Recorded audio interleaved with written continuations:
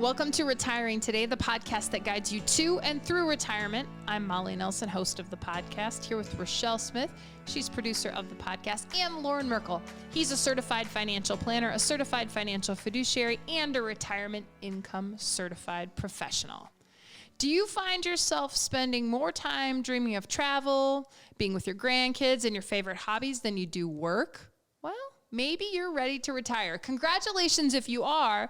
But you might be wondering now what? Today we're going to talk about 5 steps that you can take when you're ready to retire. And Loren, you get the privilege of sitting down with people or talking to them during the 15-minute retirement checkup calls, and they say to you, "Hey, Loren, I'm ready to retire." You get to start the conversation with them. This is a really exciting time for most people because you've been thinking about retiring really for maybe 30 to 40 years. You haven't been thinking about it in a real sense, but you know that this time where you don't have to go to work on a day-to-day basis I'm thinking about it, Loren. is going to come. If you're opening the door, I've already got this all planned out, but I've got a few more years. Yes, of course, people think about it when they first start working. And then you get a year out, or you get 6 months out, and then it becomes real, and then the excitement does tend to diminish a little bit because you start thinking about all these different things that you have to do, all these decisions that you have to make that you've never had to make before, and then that's when some of this anxiety creeps in, and that's what we're going to talk about here today is 5 specific steps you can take to help lessen the anxiety and bring back that excitement that you've had for a very long time about not having to go to work anymore. And what's neat is we put all of this together for you in a really great way that you can digest this, you can print it out, you can download it, you can do whatever you want to do with it. Take a screenshot of it on your phone. We're going to put this all together at planwithmerkle.com. Merkle is spelled M-E-R-K-L-E, but don't worry, there is a link right inside the show notes so you can download all of this or share it with someone you think could benefit from this information. Okay, let's go with step 1. This is super interesting. Loren, I feel like you've kind of coined this phrase, and it's a really interesting concept for pre-retirees and retirees, and that is test drive your budget. What do you mean by that? Well, first of all, it works really well. Test drive your budget is no different than test driving a car. Not too many people are going to go buy a vehicle, $50,000, $60,000, $30,000 investment, and not test drive that vehicle first, but so many people will make that transition from the working to the retirement world and not test drive what that's actually going to cost them. And this is what we tell the families that we work with is what you have, one of your biggest questions is how much can you afford to spend on a month-to-month, year-over-year basis and not have to worry about running out of money before you run out of time. And one of the questions that we throw back is how much is your lifestyle going to cost you? What is it that you really want to do? And that's why we start with families that we are just starting to work with that kind of conversation. What do you want to do? Now you don't have to go to work 40 to 50 to 60 hours a week. How are you going to fill that time? Is it with grandkids? Is it traveling? Is it motorhoming? Is it what does that look like for you? Because that's going to help us identify what that budget is really going to look like. And by the way, most people don't come to us and say, "What's my budget?" Sure. They do ask, "How much can I afford to spend?" But many people are going to say, "What's my spend budget?" Yeah, and I bet what they do is look at it in a big number. They say, "Hey, I've got this in my 401k, Loren. We've got this in our IRA. Is this going to be enough to retire?" But the nice thing about working with somebody who's done this before is you're like, "Hey, hang on. Let's drill back and let's even start by looking at it at a month-to-month basis." Yeah, because that breaks it down to a more frequent activity. What are you going to do this month? What did you do last month? And that's where test drive your budget really comes into play. And we hope that you can do this at least 6 months prior to your retirement date. What test driving your budget means is really analyze, really look at what you are spending on a day-to-day, week-to-week, month-to-month basis. Because when you retire, those expenses probably are not going to change all that much. Certainly, your fixed expenses will not. If you have a mortgage and you're not paying that mortgage off, that's not going to go away in retirement. Your property taxes, your property insurance, that is still going to be there in retirement. What will change is your discretionary spend. Because now you have a whole lot more time on your side to do the things that you want to do, and a lot of those activities do cost more money.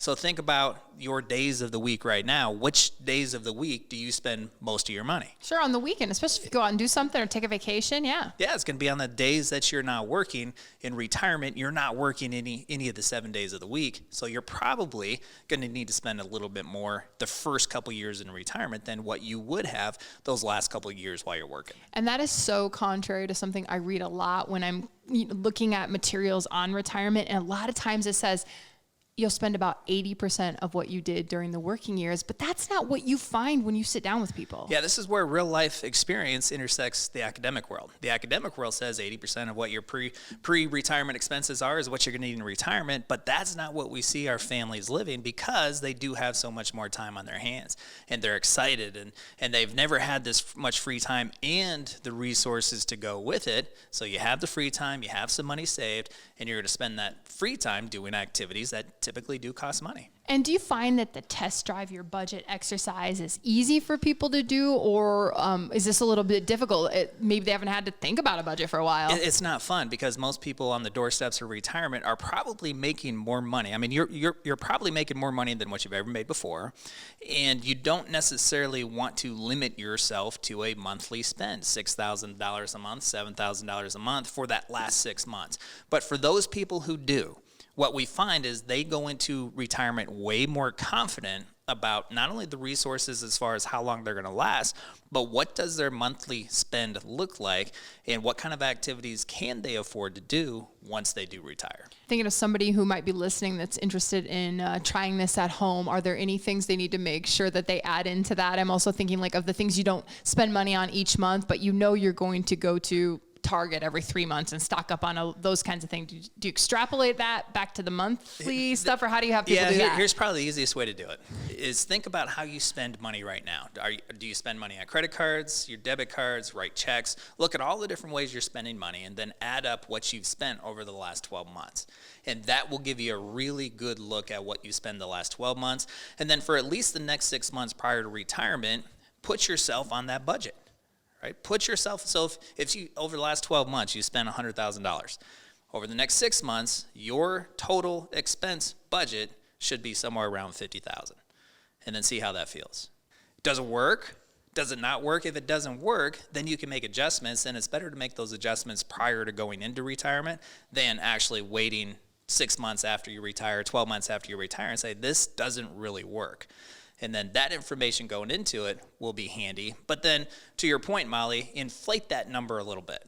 So if it's 50,000, maybe inflate it by 10%, 15%, maybe even 20% again, because you're going to have a lot more time, which means you're probably going to need to spend a little bit more. Well, and I hear you say inflate, and I can't not think about inflation. So the loaf of bread that I'm buying now is going to cost a lot more in retirement. So when you start really, again, these plans are very comprehensive. They have a lot of parts, but you definitely, when you talk about spending each month, you build inflation into the plans as well. Yeah, we have to build inflation into the plans on a year-over-year basis, and that's typically how we do it. And then we true it up with real-life experiences. So for our families, if just think about if you're going to retire and your monthly need, you think when you retire, $7,000.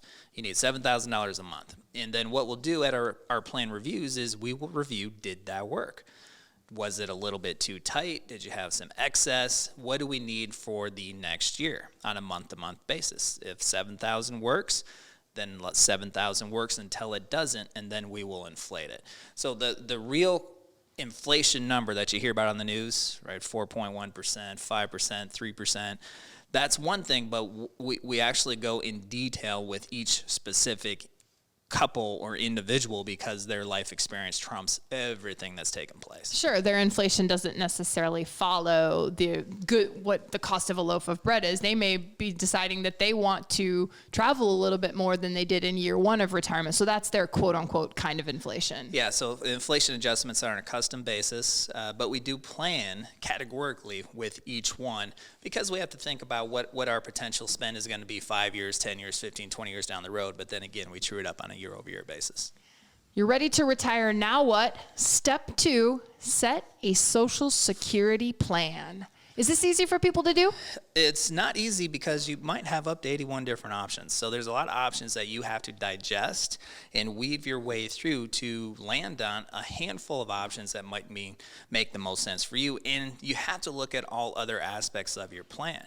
So number one, you need to know about what your monthly spend need is going to be. If that's $7,000 a month, then of the up to 81 different Social Security options you have, that's going to help us determine which 1, 2, 3, 4 options might make the most sense for you.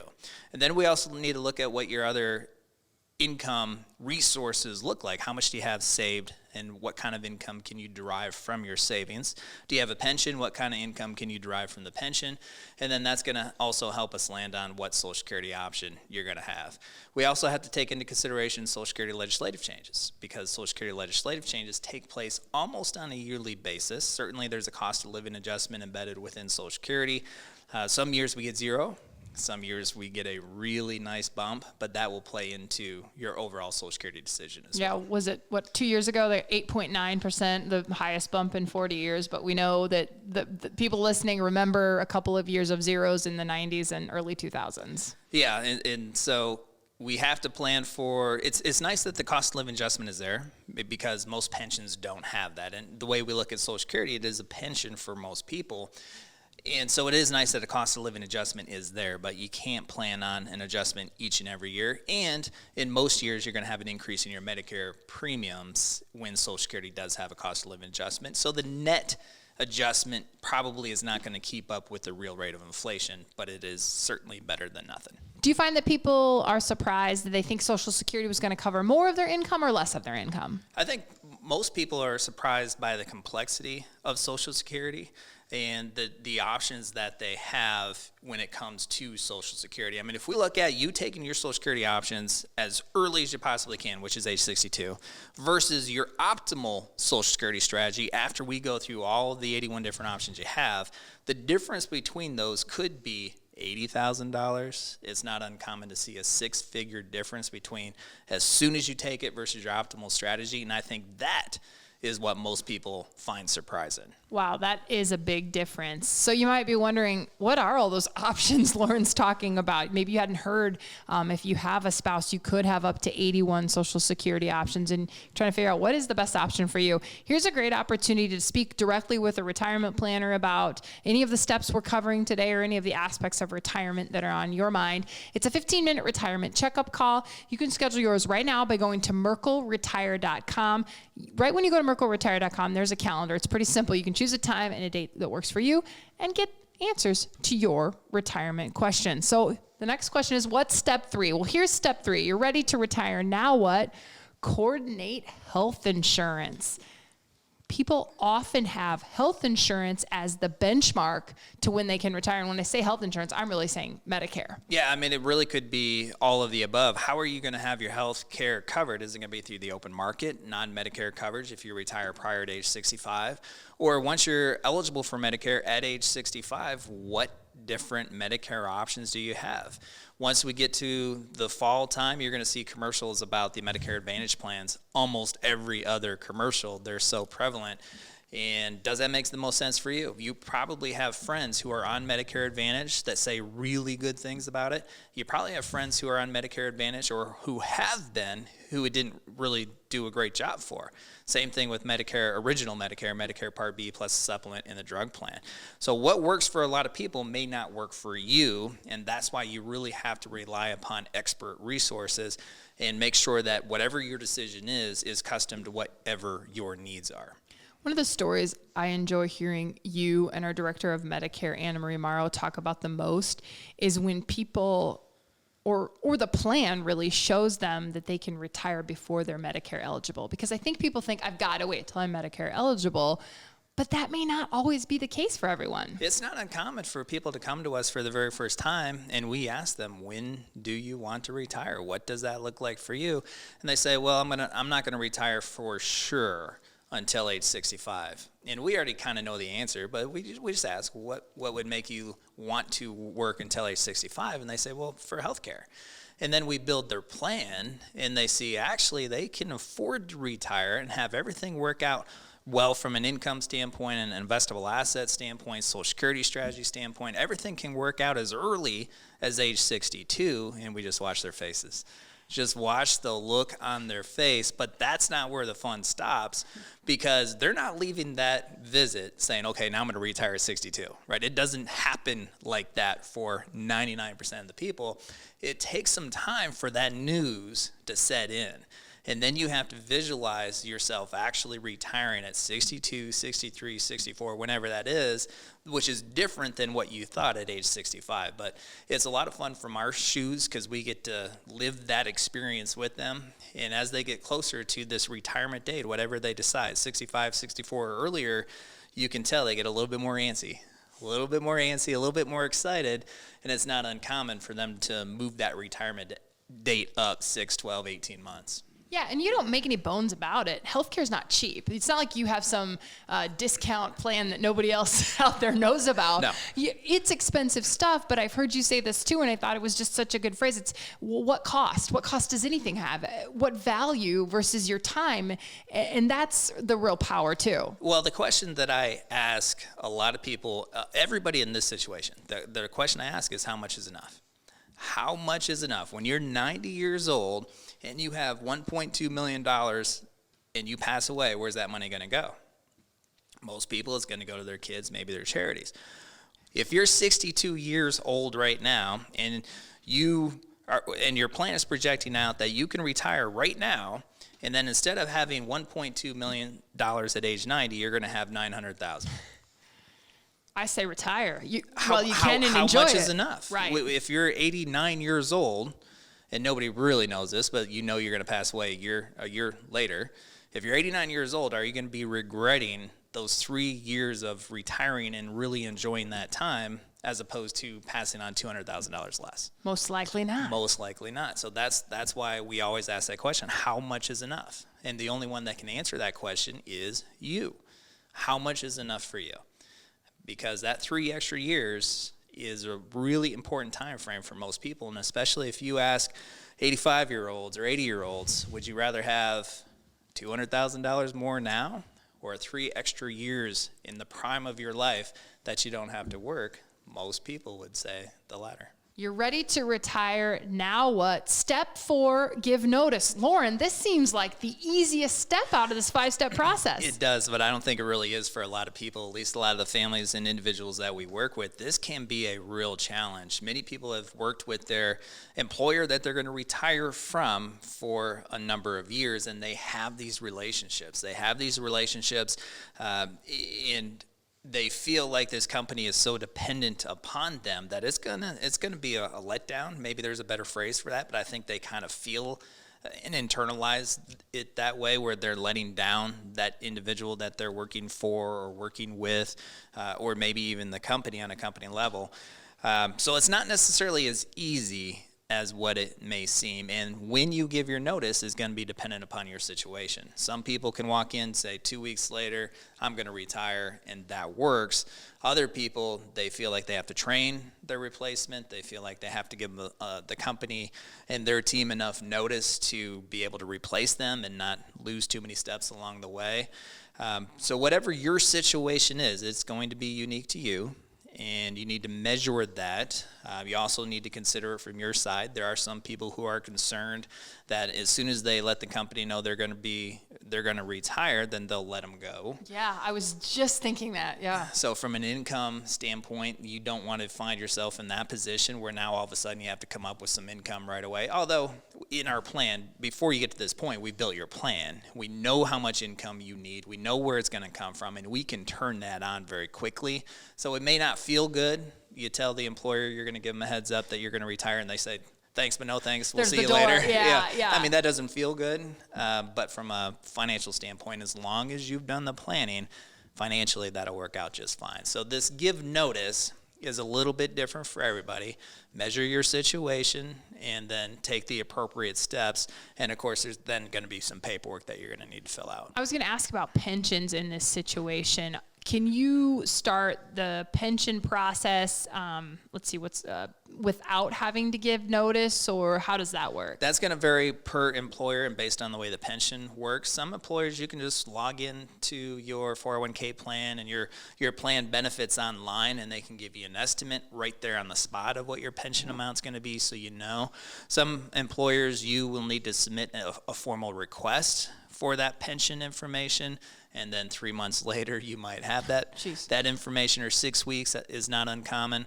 And some employers, you have to wait. You actually have to give your notice and let them know before they will initiate that pension process. So it is a little bit different. I would definitely gather the information about how your plan works, so you know that going into it. And obviously, the sooner you get that pension information, the better off it's going to be. We put the 5 steps together for you at planwithmerkle.com. You can check them out there, share that link with a friend, and see all of this written out right in front of you. So we've got one more step on our 5 steps to take when you retire, and that is consolidate accounts. And this just goes into making things easier. When you retire, and certainly as you age, simplicity is very compelling. It's a very attractive notion. And so consolidating accounts, one, can help your life become easier. Instead of having 4 different employer plans or old employer plans, you can have one IRA or a couple IRAs based on the investment strategies that you choose. So it does make things easier, but it also can give you more control, meaning that if you don't have your money underneath an old employer plan or old employer plans, you have it underneath your own individual retirement account, your IRA, you can literally invest in just about anything you want to with the IRA, whereas underneath the old employer plans, you're limited to those 10, 15, 20 different options that they offer you underneath that plan. So it gives you more investment options. And I can tell you, when you retire, you're going to want to change your investment strategy, or at least most of you are. Because when you retire and you're dependent upon income from that portfolio, when we go through really bad times in the market, kind of like a 2022, maybe even a 2020, 2018, 2008, you're going to want to make sure that your portfolio is somewhat insulated from those big downturns when you're taking income out, or certainly make sure you have an effective income and investment strategy in place. And having that consolidated underneath your own account, it's a lot easier to do than as opposed to having it spread out underneath old employer plans. Am I hearing you say that it would be a pretty, bad idea to leave the money with the employer 401k? A, bad idea to leave there, and B, bad idea not to at least change your investment selections when you retire? A, in most cases. Yeah. In most cases, you're not going to want to leave it behind. There are some exceptions, though. And one of those exceptions would be if you retire after the age of 55, but before the age of 59 and a half, then you might want to leave all, or at least a part of your money underneath the old employer plan, because then you can take income from that source of money and not have to pay the 10% early withdrawal penalty.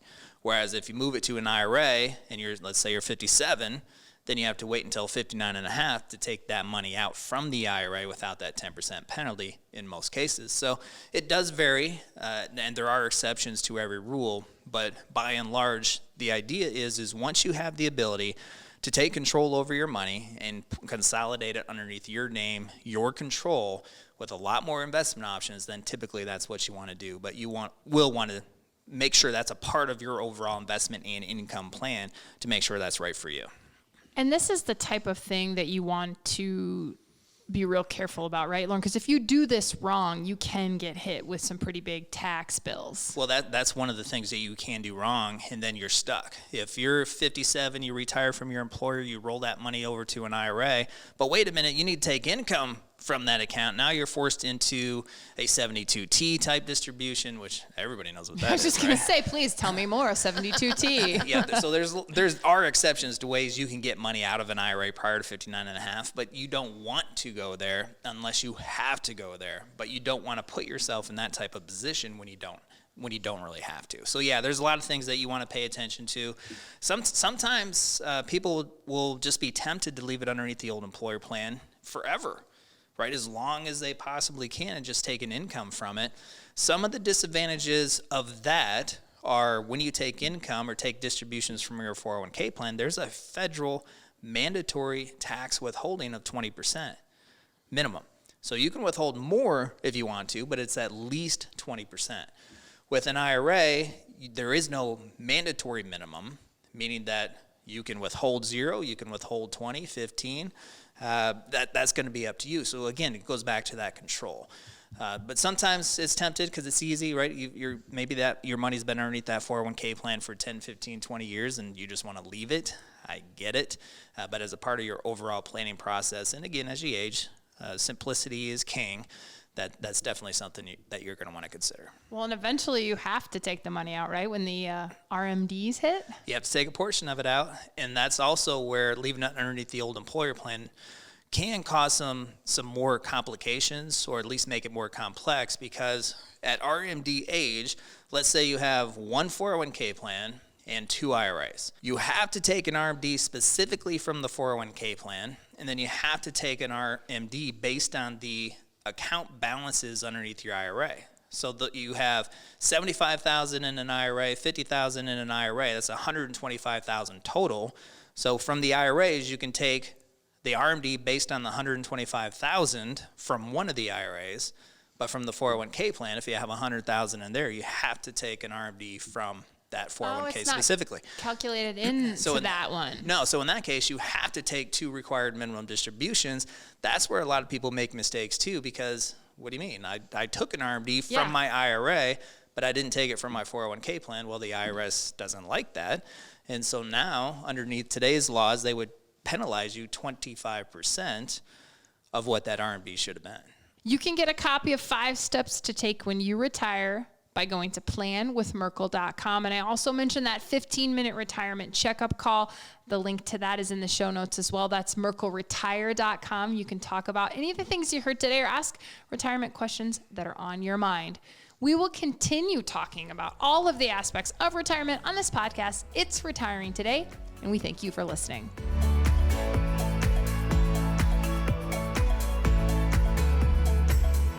Merkle Retirement Planning is an independent financial services firm helping individuals create retirement strategies using a variety of investments and insurance products to custom suit their goals and objectives. Any information discussed in these shows is for educational purposes only and should not be construed as investment, tax, or legal advice. Investment advisory services are offered through Elite Retirement Planning LLC. Insurance services are offered through MRP Insurance LLC. If you're 62-year-olds now, 62-year-old, what? 62